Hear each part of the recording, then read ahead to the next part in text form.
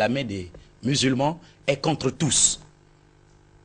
Et la main de tous sera contre lui. Aujourd'hui aussi, vous voyez que la main de tous est contre les musulmans. Et il habitera en face de tous ses frères. Bien, vous voyez la promesse de celui qu'on appelle Dieu. Eh bien, pour le moment, je ne voudrais pas savoir qu'est-ce que signifie exactement Allah, mais parlons de Dieu, qu'il s'agisse d'Allah ou qu'il s'agisse de Jésus-Christ. Parce que d'emblée, je dois dire que le nom de Dieu, c'est Jésus-Christ. Ça, les gens doivent le comprendre, parce que c'est l'évangile qui le dit. Et les épîtres apostoliques dont Muhammad a reconnu bien comme étant des épîtres envoyés par le Seigneur, le reconnaît aussi. Est-ce que vous avez le même cheminement que ça? Entre Abraham et entre Isaac et Ismaël. Isaac est la descendance de Agar. Agar qui était servante de Sarai. Or, Sarai avait eu Agar quand ils sont allés à l'autre là en Égypte, après la famine la famine qui avait eu lieu en Canaan. Quand le roi Abimelech avait fait don à Abraham des animaux et des esclaves. Maintenant, au sens large du terme, esclave, forcément, ça ne veut pas dire quelqu'un qui est sous la soumission, sous les travaux forcés. Non. Si on revient un peu dans ce que vous venez de dire, il n'y a pas un débat en principe. Si c'est ça, si c'est ce que vous venez de dire, il n'y a pas un débat. Parce que le Coran reconnaît que par Israël, qui est Jacob, le fils d'Isaac, les nations seront sauvées. Parce que si nous prenons Sourate chapitre 3, verset 55. Le Coran dit que lorsque Dieu dit, ô Jésus, voici que je vais t'achever et t'élever vers moi, te purifier de ceux qui ont mécru et mettre jusqu'au jour de la résurrection ceux qui te suivent au-dessus de ceux qui me croient.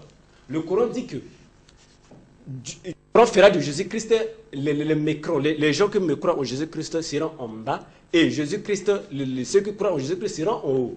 Donc, par Jésus-Christ, aucun verset coranique ne dit que les gens qui croient en Jésus-Christ étant dans la postérité d'Isaac ne seront pas sauvés. Est-ce que je suis d'accord avec vous? Voilà. Et il continue, je ne finis pas. Il dit encore, dans Sourate chapitre 3, verset 95, il dit, Dieu dit, la vérité, Dieu dit, suivez la vérité, donc de la religion d'Abraham, la sincérité. Suivez la religion d'Abraham qui est la vérité. Il dit aux Israélites de suivre la religion d'Abraham qui est la vérité. Est-ce que je me fais comprendre?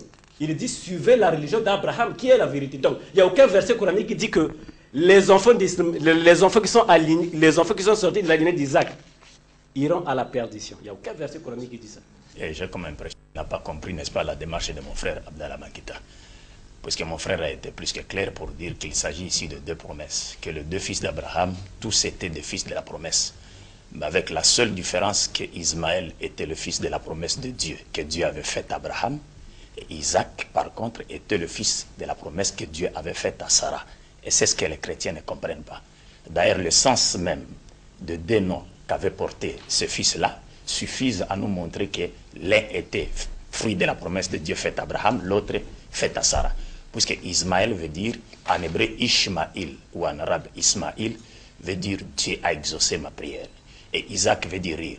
Pourquoi Ismaël, son nom, Dieu l'a nommé Ismaël? Isaac veut dire rire. Rire, hein? Rire. Ah. Simplement parce que lorsque Dieu avait fait à Sarah la promesse d'avoir un fils à la personne d'Isaac, Sarah avait ri. Et c'est pourquoi, Isaac naquit, on lui donna le nom d'Isaac. Mais rire, est-ce que c'est un mal? Non, c'est pas un mal. C'est pas mieux est de rire que de larmes. Oui, c'est parce qu'elle ne pouvait pas croire un seul instant qu'elle pouvait encore, n'est-ce pas, concevoir. Ouais. C'est pourquoi on a donné à Isaac le nom d'Isaac qui signifie rire. Mais le nom d'Ismaël qui signifie Dieu a exaucé ma prière reflète la prière même qu'Abraham avait adressée à Dieu dans Genèse chapitre 15 et aussi dans les Saint-Coran. Et comme il avait exaucé la prière d'Abraham, il lui avait donné un fils qu'il a nommé Ismaël, c'est-à-dire Dieu a exaucé ma prière. Pour montrer que voilà, c'est Ismaël et le fils de la promesse de Dieu faite à qui? À Abraham. Et lorsque nous parlons de deux promesses, nous disons que par qui, par exemple, l'humanité sera-t-elle sauvée? Rappelez-vous que parlant à s'adresser à Abraham, lui avait dit que toutes les familles de la terre seront bénies en toi. Ça veut dire ceci, que Dieu suscitera d'Abraham, il suscitera à partir d'Abraham, un prophète par qui l'humanité tout entière sera sauvé. Et les chrétiens pensent, par exemple, que ces prophètes ou ces messagers est Jésus. Alors que lors de la dernière émission, nous avions été clairs pour faire sortir des propos de la bouche du Christ lui-même, que la paix de Dieu soit sur lui, où il disait, par exemple, dans Matthieu 15, 24, « Je n'ai été envoyé qu'aux brebis perdues de la maison d'Israël. » Et dans Matthieu 19, 27 à 28, il dit, « Le jour où le Fils de l'homme sera assis sur le trône de sa gloire, vous qui m'avez suivi, vous serez de même assis sur 12 trônes pour juger les 12 tribus de la maison d'Israël. » Et dans Matthieu 10, 5 à 7,